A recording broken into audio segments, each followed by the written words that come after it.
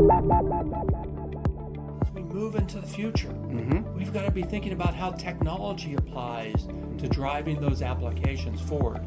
And so we're moving in that direction and learning more about how we can support manufacturers as this evolution occurs. Well, that's a good point, because as I'm out talking to a lot of CEOs, as are you, that are manufacturers, the sense I get, the bigs have money, they have brains, they're experimenting, but when you get past sort of that tier one, that OEM and tier one level, a lot of these small manufacturers don't know how to get started. Do you help navigate that?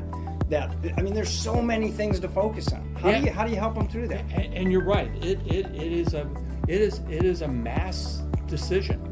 And so it's hard to know where to begin. There's no one single vendor that provides all the solutions. So the thing that we try to focus in on with the company is to focus on their strategy. Right. What do you want to do with your business? How do you want to transform your business? And how do you want to stay relevant to today? The world is changing dramatically, and to pay attention and to try and figure out that, yes, I can participate in the future